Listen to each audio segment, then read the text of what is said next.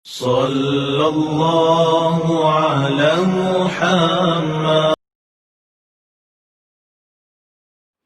Assalamualaikum warahmatullahi wabarakatuh. Saya Wan Amalia Nurdini binti Muhammad Rozi bernombor metri I192038995. Hari ini saya akan menerangkan poin pendahuluan Al-Quran, definisi Al-Quran dan dalil daripada Al-Quran. Okey, yang pertama, pendahuluan Al-Quran.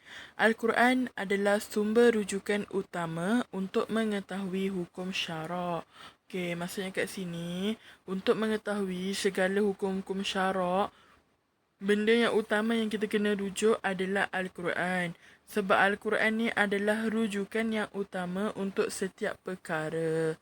Okey, yang kedua, Al-Quran juga merupakan panduan utama dalam kehidupan umat Islam dan mereka berkewajipan berpegang teguh kepada hukum hakam yang terdapat dalamnya agar dapat menjadi makhluk yang taat kepada Allah Subhanahu wa taala. Okey, maksud menjadi makhluk yang taat kepada Allah Subhanahu wa taala ni ialah dengan mengikuti segala perintah Allah dan menjauhi segala larangannya. Okey. Yang ketiga pula, Al-Quran juga merupakan mukjizat kurniaan Allah, lantas menjadi hujah bagi sekalian manusia dan juga menjadi bukti kekuasaan Allah. Maksudnya kat sini, dengan adanya Al-Quran ni, Allah telah membuktikan kekuasaannya dan membuktikan kekuasaannya yang tiada tandingannya. Okey, seterusnya kita pergi kepada definisi Al-Quran. Al-Quran dari segi bahasa bermaksud setiap perkara yang tertulis.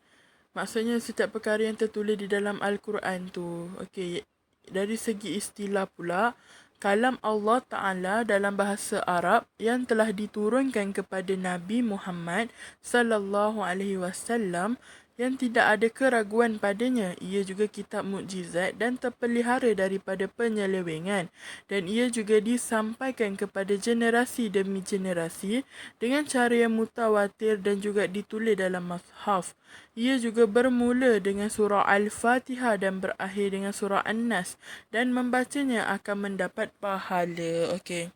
Untuk maklumat, tidak ada perbezaan pendapat dalam kalangan ulama bahawa Al-Quran ni adalah sumber utama untuk perundangan hukum syarak.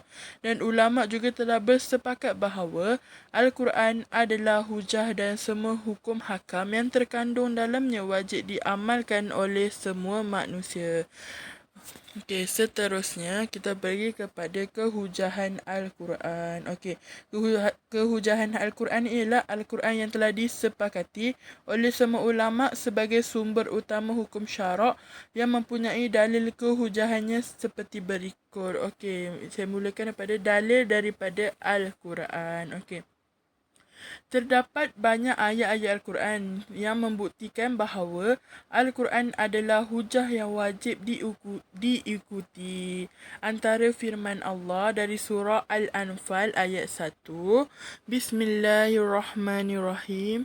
Wa ati'ullaha wa rasulahu in kuntum mu'minin. Maksudnya, taatlah kepada Allah dan Rasulnya jika betul kamu orang-orang yang beriman. Okey, pengertian ayat surah Al-Anfal ni ialah ayat Al-Quran ni telah mewajibkan mentaati Allah dan Rasulnya untuk memenuhi segala tuntutan iman.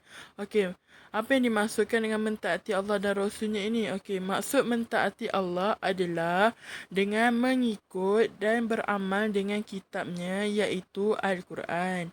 Manakala mentaati Rasulnya adalah dengan mengikut dan beramal dengan sunnah Rasulullah sallallahu alaihi wasallam. Okey. Firman yang seterusnya dari surah An-Nisa ayat 59. A'udzubillahi minasyaitonirrajim. Bismillahirrahmanirrahim. Ya ayyuhallazina amanu ati'ullah wa ati'ur rasul wa ulil amri minkum fa in tanaza'tum fi syai'in farudduhu ila Allah wa rasul in kuntum tu'minuna billahi wal yawmil akhir zalika khairun wa ahsanu ta'wila. Maksudnya, wahai orang-orang beriman, taatlah kamu kepada Allah dan taatlah kamu kepada Rasulullah dan juga kepada ulil amri, iaitu orang-orang yang berkuasa daripada kalangan kamu. Kemudian, jika kamu berselisihan dalam sesuatu perkara, maka hendaklah kamu mengembalikannya kepada kitab Allah, iaitu Al-Quran, dan sunnah Rasulnya jika kamu benar-benar beriman kepada Allah dan juga hari akhirat. Yang demikian adalah lebih baik bagi kamu dan lebih elok pula kesudahannya. Pengertian ayat di atas ialah ayat Al-Quran ini adalah perintah Allah Subhanahu Wa Taala agar merujuk semua perkara pertelingkahan manusia kepada Al-Quran dan Sunnah. Ini juga menunjukkan bahawa Al-Quran ni mesti diikuti dan juga diamalkan. Okey, maksudnya kat sini kita ni kena selalu amalkan membaca Al-Quran, melihat Al-Quran dan mengetahui mana-mana Al-Quran. Tak kisahlah apa-apa pun, tapi kita kena sentiasa mengikuti dan mengamalkan Al-Quran, mengamalkan membaca Al-Quran. Okey, sekian daripada saya.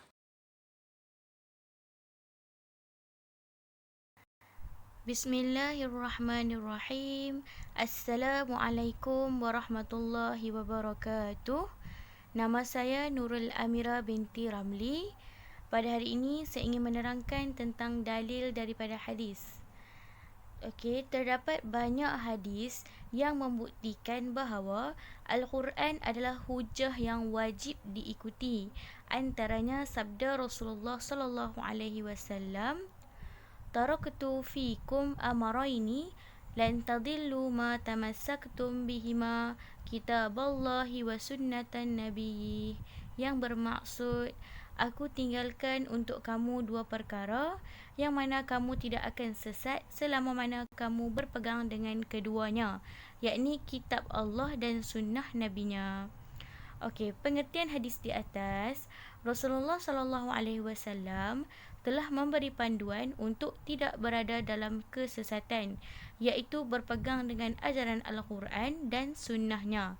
Okey, ini menunjukkan lagi bahawa Al-Quran dan sunnah adalah wajib diikuti. Seterusnya, Zaid bin Arqam meriwayatkan bahawa Nabi sallallahu alaihi wasallam telah berkhutbah dan bersabda, Ya ayyuhan nasu innama ana basharun yushiku an ya'tiyani rasulu rabbi fa ujibahu wa inni tarikum fikumus saqalaini awalluhuma kitabullahi fihi al-huda wan nuru fatamassaku bikitabillahi wa khuzu bihi fahassa alaihi wa raqqaba fihi summa qala wa ahla baiti uzakkirukumullah fi ahlil baiti salasa marratin, yang bermaksud, wahai manusia, aku hanyalah manusia yang hampir pasti akan didatangi oleh utusan Tuhanku, yakni malaikat maut untuk mengambil nyawa, dan aku akan menyahutnya. Justru aku tinggalkan bagi kamu dua perkara. Yang pertama adalah kitab Allah, iaitu Al-Quran. Dalamnya terdapat petunjuk dan cahaya. Maka berpeganglah dengan kitab Allah dan ambillah dengannya. Baginda menggesa berpegang dengannya dan menggalakkan perkara tersebut. Kemudian baginda berkata, dan ahli keluargaku, aku ingatkan kamu dengan Allah pada ahli keluargaku. Nabi menyebut 3 kali. Okey, pengertian hadis ini, dalam hadis ini Rasulullah sallallahu alaihi wasallam telah menjelaskan bahawa Al-Quran adalah petunjuk dan cahaya kepada manusia serta menyuruh berpeganglah dengan Al-Quran. Oleh itu, wajiblah kepada umat Islam khususnya untuk merujuk dan beramal dengannya dalam semua aspek kehidupan. Seterusnya kita masuk pula kepada dalil daripada ijma'. Seluruh fuqaha sahabat, fuqaha tabi'in selepas mereka dan para imam mujtahidin telah berijma' bahawa Al-Quran adalah rujukan utama kepada perundangan syariah. Semua imam-imam mazhab fiqh meletakkan Al-Quran Al-Karim sebagai usul atau sumber rujukan utama dan pertama hukum syarak. Ijma' ini sebenarnya bersandarkan kepada hadis Muaz bin Jabal ketika Rasulullah SAW mengutuskannya menjadi qadi di Yaman. Kaifa taghdi iza arada laka qada'un? Qala aghdi bi kitabillah. Qala fa in lam tajid fi kitabillah. Qala fa bi sunnati Rasulillah sallallahu alaihi wasallam. Qala fa in lam tajid fi sunnati Rasulillah sallallahu alaihi wasallam wala fi kitabillah. Qala ajtahidu ra'yi wala alu. فضرب رسول الله صلى الله عليه وسلم صدره وقال الحمد لله الذي وفق رسول الله لما يرضي رسول الله, yang bermaksud bagaimana kamu membuat keputusan jika dibentangkan suatu kes kepada kamu. Beliau menjawab, aku membuat keputusan dengan Al-Quran. Nabi berkata, jika kamu tidak mendapati dalil dalam Al-Quran, beliau menjawab, maka dengan sunnah Rasulullah sallallahu alaihi wasallam. Nabi berkata, jika kamu tidak mendapati dalil dalam sunnah Rasulullah sallallahu alaihi wasallam dan tidak dalam Al-Quran, beliau menjawab, maka aku akan berijtihad dan tidak akan menyeleweng. Lalu Rasulullah sallallahu alaihi wasallam menepuk dadanya dan berkata, segala puji bagi Allah yang telah memberi taufik kepada utusan Rasulullah yang telah memuaskan hati Rasulullah.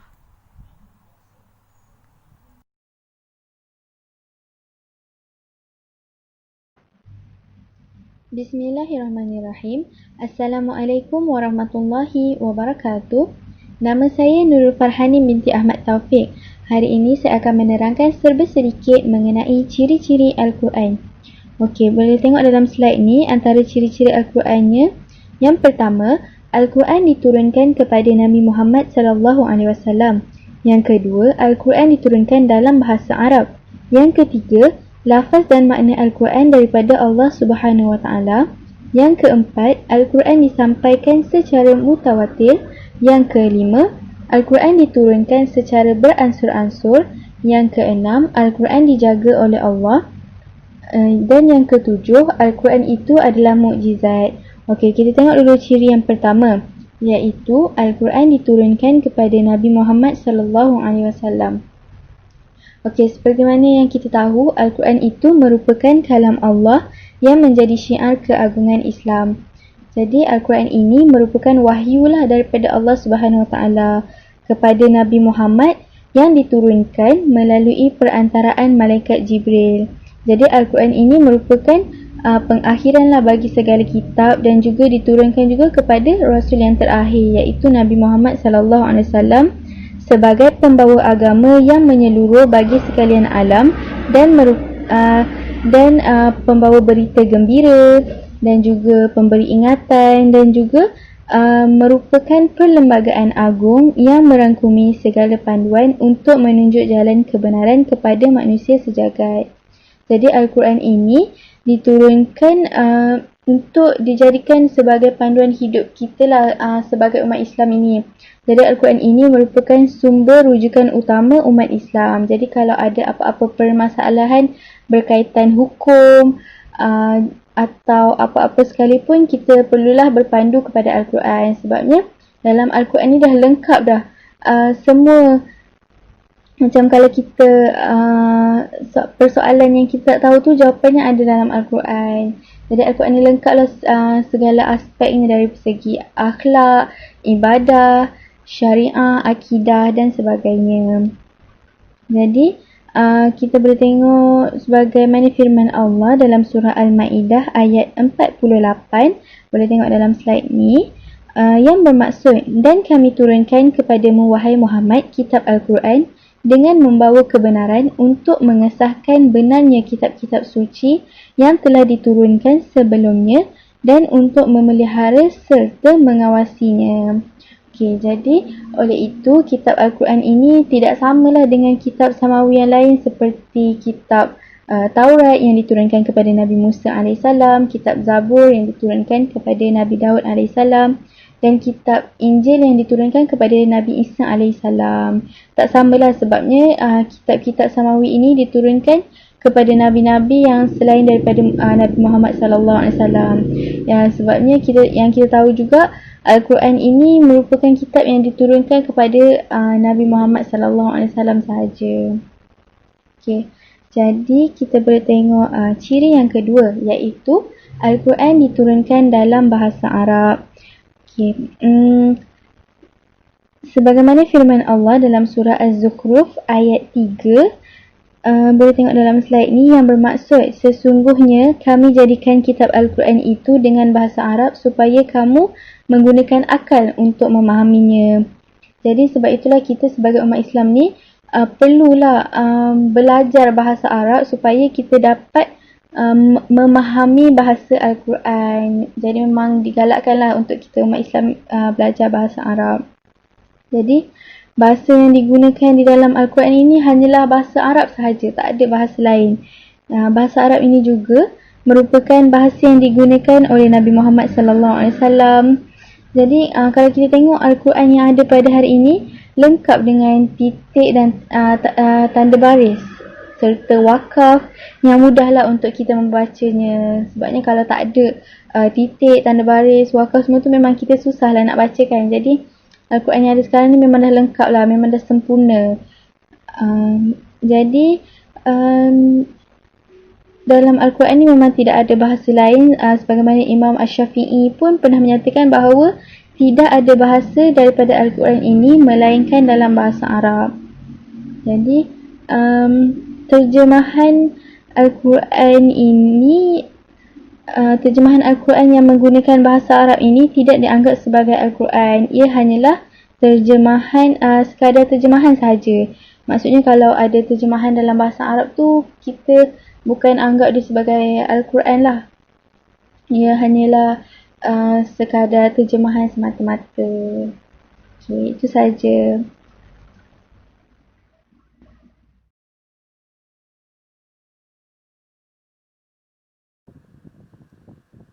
Assalamualaikum warahmatullahi wabarakatuh. Nama saya Ansyafika binti Muhammad Nur. Saya akan menerangkan tentang lafaz dan makna Al-Quran datang daripada Allah dan Al-Quran disampaikan secara mutawatir. Okey, yang pertama, lafaz dan makna Al-Quran daripada Allah. Sebagaimana yang kita tahu, Al-Quran merupakan kalam Allah yang bermukjizat yang diturunkan kepada Rasulullah melalui perantaraan malaikat Jibril. Al-Quran merupakan lafaz dan himpunan lafaz dan makna yang datang secara langsung daripada Allah. Berbeza pula dengan hadis Nabi yang mana meskipun makna hadis tu dianggap sebagai wahyu daripada Allah, tetapi lafaz hadis tidak datang secara langsung daripada Allah. Seterusnya, Al-Quran disampaikan secara mutawatir. Sebagaimana yang kita tahu, Al-Quran pada asasnya adalah bacaan dan bukannya tulisan. Periwayatannya dilakukan secara lisan dan hafazan, dan ianya mula dihimpun dan dibukukan pada zaman Abu Bakar. Semasa zaman pemerintahan Abu Bakar, telah berlaku peperangan yang mana menyebabkan ramai penghafaz Al-Quran syahid pada ketika itu.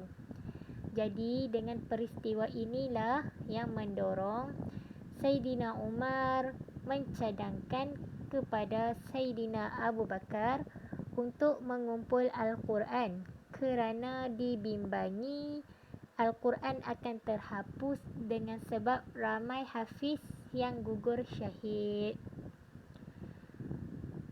Dengan keizinan Allah melapangkan Abu Bakar, lalu Sayyidina Abu Bakar pun menerima cadangan Sayyidina Umar untuk melantik Zaid bin Sabit untuk menyalin Al-Quran yang telah ditulis dan dihafaz pada zaman Rasulullah dan dibantu beberapa orang sahabat yang lain.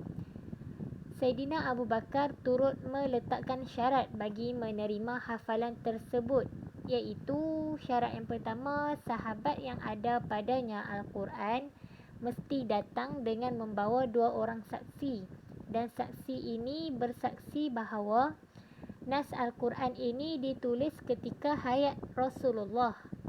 Dan yang kedua, apa yang ditulis mestilah selaras dan sama dengan apa yang dihafaz oleh para sahabat. Jadi, melalui usaha inilah maka terbentuklah Al-Quran yang pertama dalam bentuk lembaran pada ketika itu.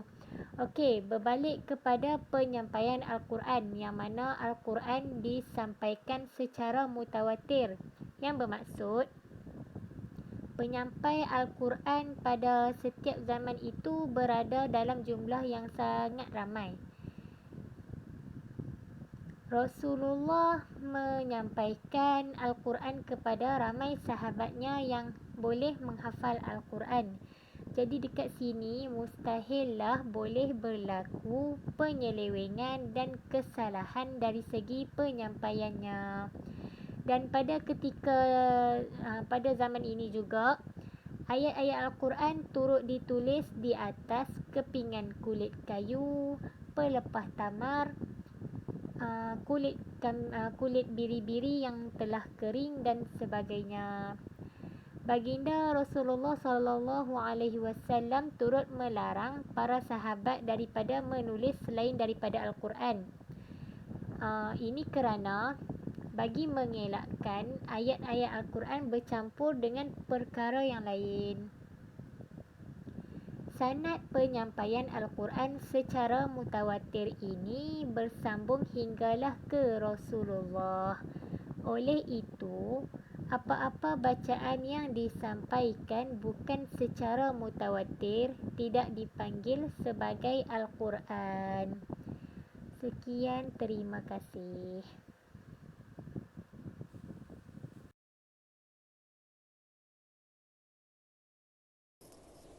Okey, baik. Saya akan teruskan perbentangan.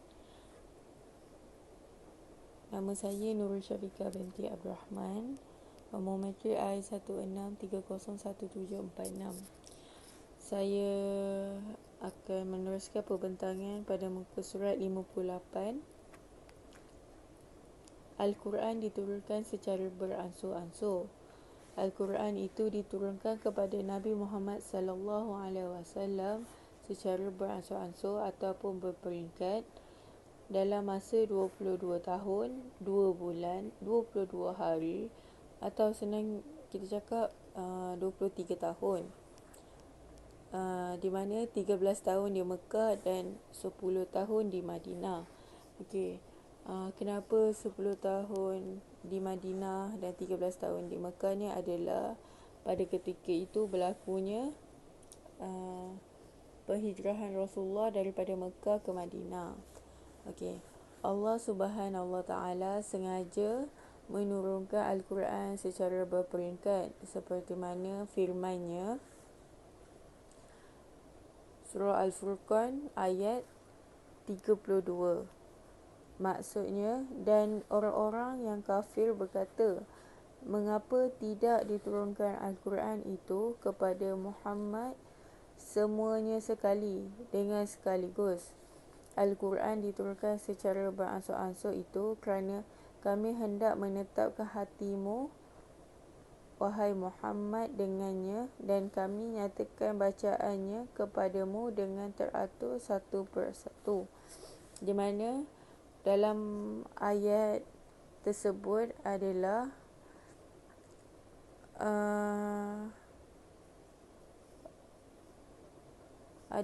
kerana Al-Quran ini mengandungi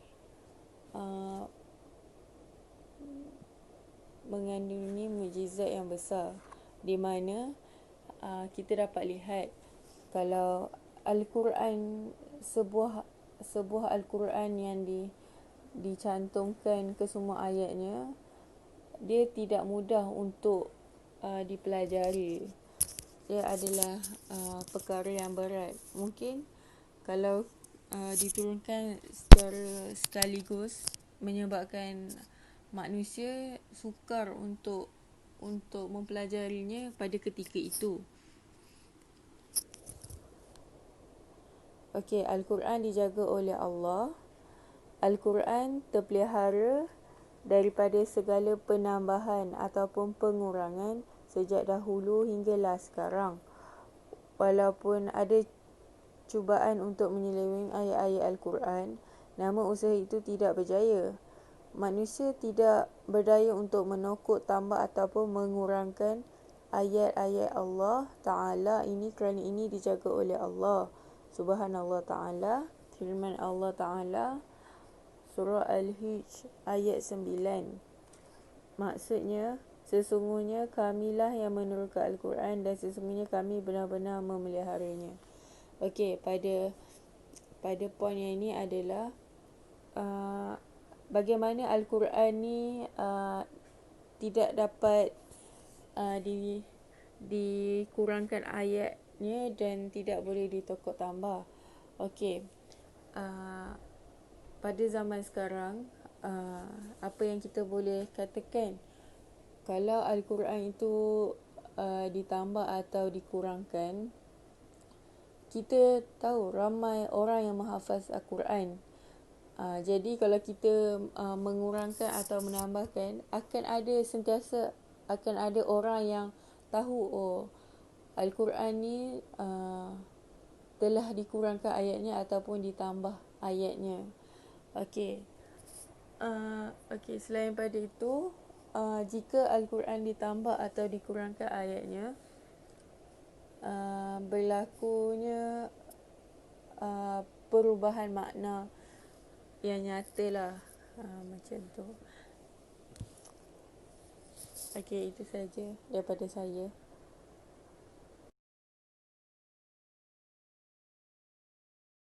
Bismillahirrahmanirrahim. Ismi Muhammad Darmi Zikri bin Abdul Samad. Nombor metrik I1920394. Kita tengok kepada Al-Quran adalah mukjizat. Mukjizat Al-Quran yang diberikan oleh Allah Subhanahu Wa Taala bermaksud melemahkan mana-mana pihak daripada membuat sesuatu yang sama seperti Al-Quran. Maksudnya di sini ialah mana-mana manusia yang ada di atas muka bumi ini yang paling hebat maupun yang ternama, mereka ini tidak akan mampu untuk mendatangkan ataupun membuat suatu kitab yang mana sama seperti Al-Quranul Karim. Firman Allah Subhanahu Wa Taala, "Kulla in ijtama'atil insu wal jinnu 'ala an ya'tu bimithli hadzal Qur'an, la ya'tuna bimithlihi walau kana ba'duhum li ba'din zahira." Maksudnya, katakanlah, sesungguhnya jika manusia dan jin berkumpul untuk membuat yang serupa Al-Quran ini, nescaya mereka tidak akan dapat membuat yang serupa dengannya sekalipun sebahagian mereka menjadi pembantu kepada sebahagian yang lain. Surah Al-Isra ayat 88. Dalil ini menegaskan bahawa mana-mana manusia dan jin yang berkumpul untuk mendatangkan ataupun membuat sesuatu yang sama seperti Al-Quran ini, nescaya mereka tidak akan mampu untuk mendatangkan sekalipun sebahagian mereka ini menjadi pembantu kepada sebahagian yang lain. Okey, kita tengok pula kepada aspek-aspek kemukjizatan Al-Quran.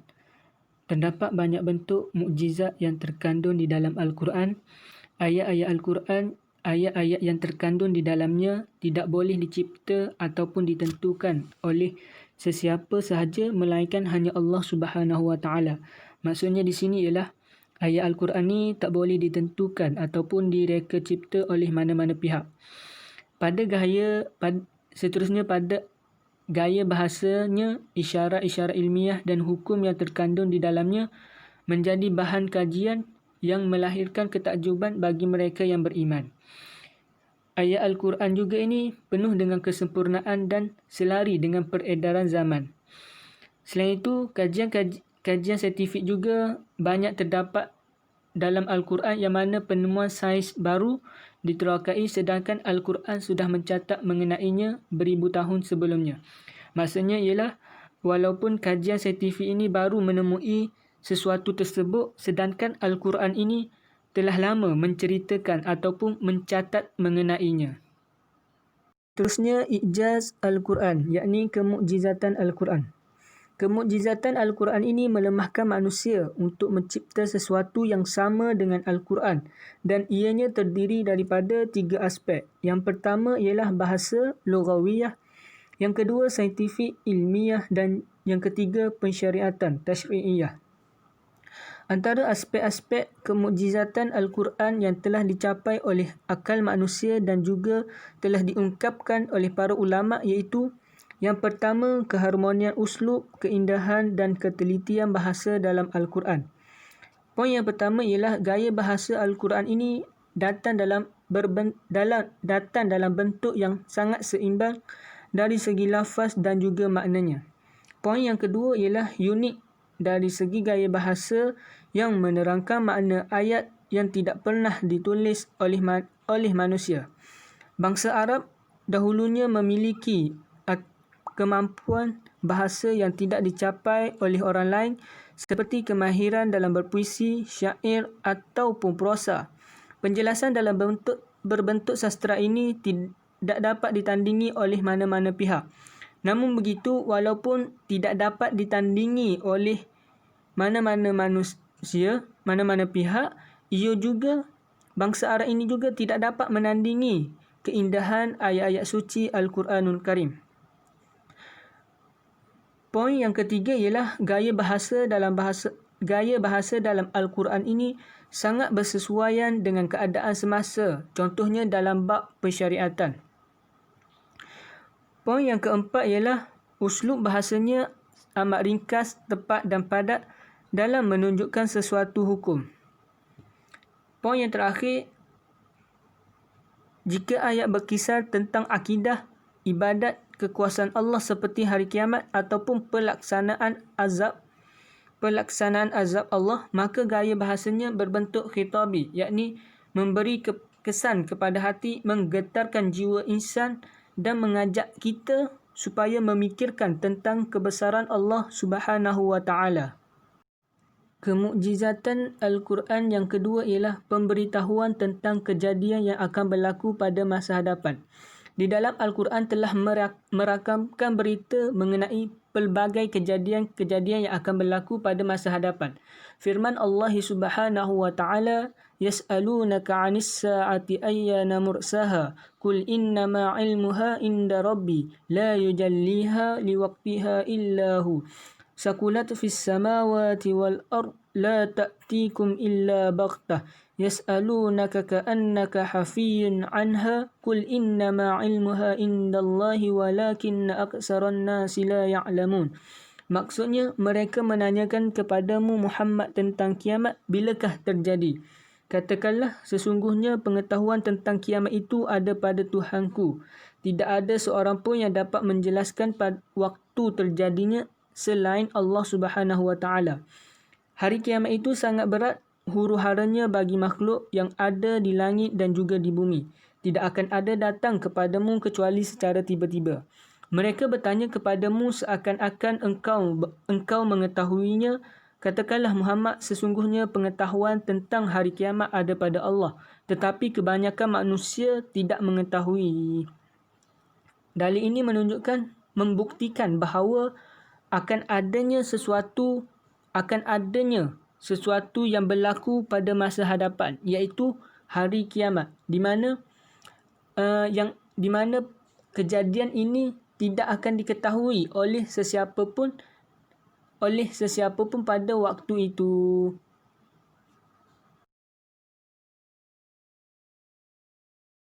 Okey. Kita pergi ke pembentangan yang kedua. Penceritaan kisah-kisah umat terdahulu. Okey, kita baca kepada poin. Al-Quran ni telah menceritakan umat-umat terdahulu. Al-Quran ni juga membuktikan tidak tersembunyi untuk masa sekarang. Okey, kita lihat daripada kisah Nabi Nuh. Maksud dia dalam ayat Quran tu, itu adalah daripada perkara-perkara yang gaib yang kami wahyukan kepadamu wahai Muhammad, yang engkau dan kaum engkau tidak mengetahuinya sebelum ini. Bersabarlah, sesungguhnya kesudahan yang baik yang membawa kejayaan di dunia dan akhirat adalah bagi orang-orang yang bertakwa. Bahawa Quran nak ceritakan kisah yang telah berlaku di dalam untuk jadikan teladan sebagai garis panduan kepada kita. Melalui firman di dalam surah tersebut, dia menjelaskan bahawa Nabi Muhammad dengan pengikutnya ni tidak tahu perkara-perkara terdahulu seperti contohnya kisah Nabi Nuh, kisah kaum Lut dan banyak lagi lah perkara yang gaib sebelum Nabi Muhammad diutuskan menjadi Rasul. Okey, dalam kitab lama pun ada menyebut tetapi tidak sempurna dan mungkin banyak diseleweng lah oleh mereka ni, yang ini golongan ahli kitab. Golongan ahli kitab ni pun mereka ni hak mana yang mementingkan diri mereka. Jadinya menunjukkan keagungan Al-Quran ni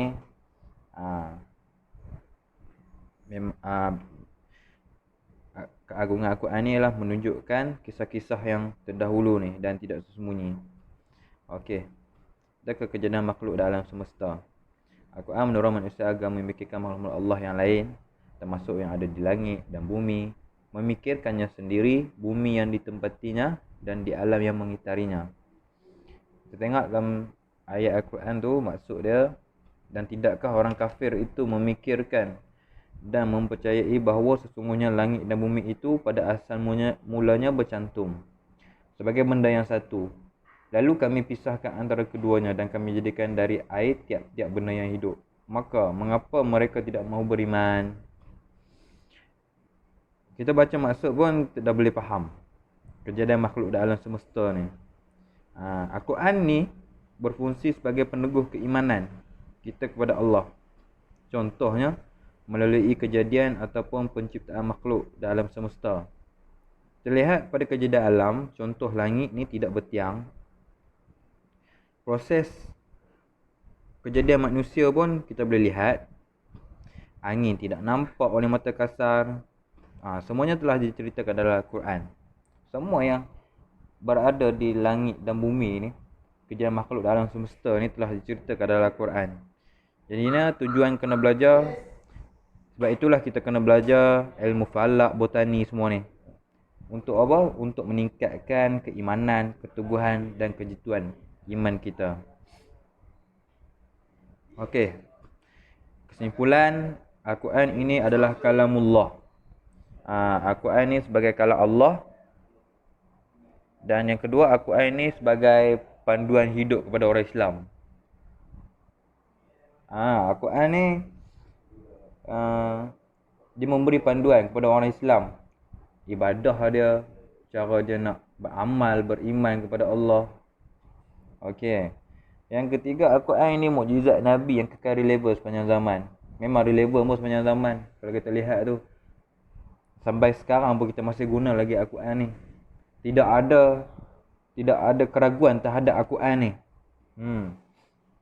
Ada, kita tengok orang, kalau orang nak